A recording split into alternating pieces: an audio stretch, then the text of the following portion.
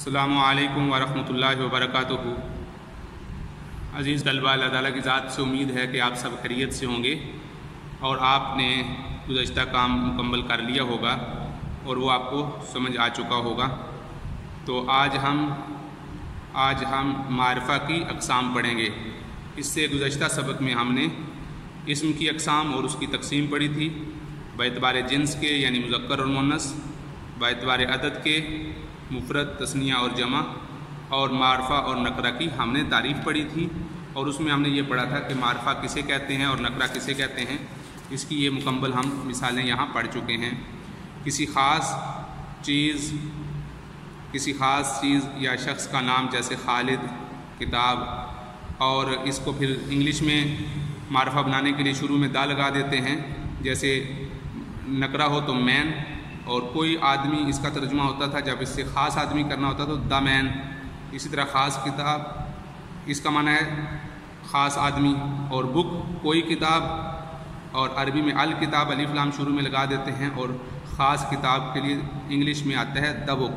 اسی طرح آج ہم اس کی معرفہ کی مزید اقسام پڑھیں گے کہ وہ کتنی اقسام ہیں جس کی وجہ سے ایک لفظ عام ہونے سے نکل کر وہ خاص لفظ بن جاتا ہے۔ تو یہ آج ہم پڑھیں گے بیٹا صفحہ نمبر 87 پہ، الدرس الخامس، معرفہ کی اقسام۔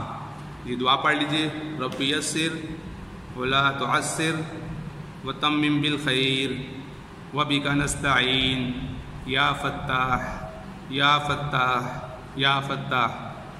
جی بیٹا آپ دیکھیے، اسم کی جو اقسام بیان کی گئی تھیں ان میں معرفہ یہ بہت اہمیت کا حامل ہے۔ ہم یہاں پر معرفہ کی چند اقسام ذکر کرتے ہیں۔ معرفہ کی کل 7 اقسام ہیں، ان میں سے یہاں پر ہم صرف 4 اقسام پڑھیں گے۔ سب سے پہلے معرف باللام، دوسری قسم کا نام ہے علم، تیسری قسم کا نام ہے ضمیر، اور چوتھی قسم اس میں اشارہ ہے۔ تو سب سے پہلے دیکھیے گا معرف باللام۔ معرف باللام اس اسم کو کہتے ہیں جس کو الف لام کے ذریعے سے معرفہ بنا دیا جاتا ہے۔ الف لام کے ذریعے سے معرفہ بنا دیا جاتا ہے، یعنی کسی نکرہ اسم سے پہلے الف لام لگا دیا جائے، جیسے کتاب ان سے الکتاب اور قلم ان سے القلم۔ تو یہ بہت آسان ہے، صرف کسی بھی اسم جس کے شروع میں الف لام نہ لگا ہو تو نکرہ ہوگا، اگر ہم اس کے شروع میں الف لام لگا دیں گے تو وہ معرفہ بن جائے گا۔ جیسے قلم، دیکھیے قلم اس کا معنی ہے کوئی قلم، اور جب ہم نے اس کو کہہ دیا القلم تو پھر یہ ایک خاص قلم ہوگا، تو یہ متعین ہوگا، یہ معرفہ بن جائے گا۔ اسی طرح کتاب کا معنی ہے کوئی کتاب، لیکن جب اس کے شروع میں الف لام لگ جائے گا تو یہ الکتاب بن جائے گا۔ تو الکتاب کا معنی ہے خاص کتاب، جیسے قرآن مجید کے شروع میں ہی ہے ذالک الکتاب۔ تو اب یہاں پر جو الکتاب، اس کے شروع میں الف لام لگا ہوا ہے، الکتاب ہے، تو یہ معرفہ ہے، اس سے مراد خاص کتاب ہے، اور یہاں پر یعنی قرآن مجید میں اس کتاب سے مراد قرآن مجید ہے۔ اسی طرح ایک مثال اور لے لیتے ہیں، جیسے رجل، اس کا معنی ہوتا ہے کوئی آدمی، اور جب ہم نے الرجل کہہ دیا تو اس کا مطلب ہوگا خاص آدمی، یعنی وہ خاص آدمی متعین ہے، معرفہ ہو گیا، اور اس کو یعنی اب عام کوئی آدمی اس حیثیت سے نکل جائے گا۔ دوسری مثال جیسے العلم، علم وہ اسم ہے جو کسی مخصوص فرد یا مخصوص جگہ پر دلالت کرے، یعنی جسے ہم نام کہتے ہیں، ایک ایسا نام جو کسی مخصوص فرد پر دلالت کرے، جیسے حامد، خالد، پاکستان، کراچی۔ تو اب یہ کسی خاص فرد پر دلالت کرتے ہیں۔ جب ہم حامد کہتے ہیں تو حامد کہتے ہی جو حامد کے علاوہ باقی ہیں ان کا استثناء ہو گیا۔ مثال کے طور پہ کلاس میں بہت سے بچے ہیں، 30 بچوں کی تعداد ہے، 35 بچوں کی تعداد ہے، تو ہم جب کہیں گے بلال، تو وہ بلال، اب اگر اس کلاس میں بلال نامی کوئی طالب علم نہیں ہے تو وہ متعین ہو جائے گا۔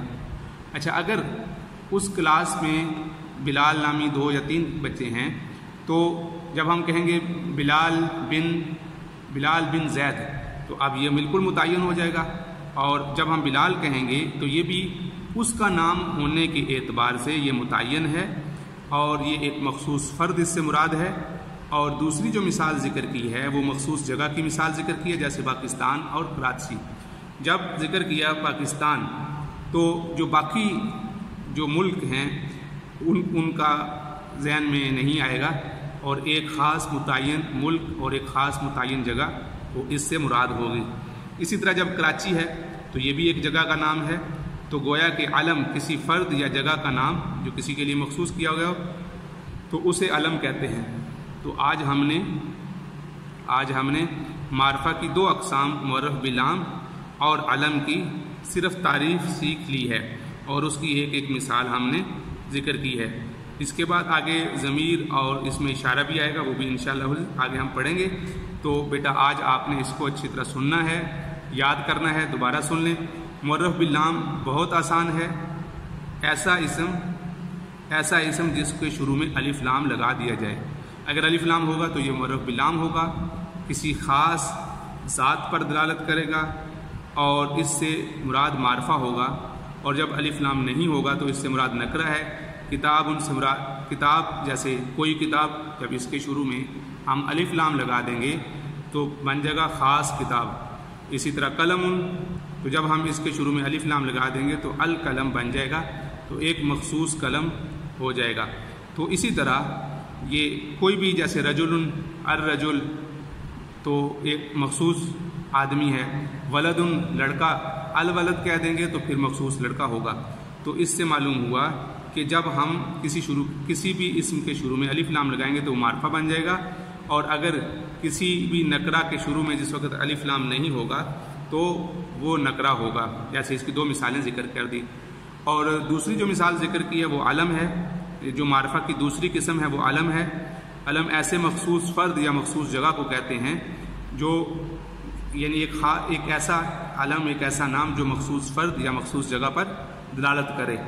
اور مخصوص فرد کی مثال جیسے حامد، خالد، اور مخصوص جگہ کی مثال جیسے پاکستان، کراچی۔ تو اس سے حامد ایک خاص فرد کی طرف اشارہ ہے، ایک خاص فرد مراد ہے، اور اسی طرح خالد بھی ایک خاص فرد کا نام ہے۔ اور جگہ کا مخصوص مطلب یہ پاکستان جب کہا تو ایک مخصوص جگہ کا نام ہے جو پاکستان میں جو دنیا کے نقشے میں اس کا علادہ مخصوص جگہ ہے، اس کا نقشہ موجود ہے۔ اسی طرح کراچی بھی پاکستان کے اندر ایک مخصوص جگہ ہے، تو ایک مخصوص فرد اور مخصوص جگہ پر دلالت کرنے والی چیز کو علم کہتے ہیں۔ تو اس کو بیٹا توجہ سے سنیں اور اس کو یاد کریں۔ انشاءاللہ اس کے بعد ہم آئندہ کل پڑھیں گے۔ السلام علیکم ورحمۃ اللہ وبرکاتہ۔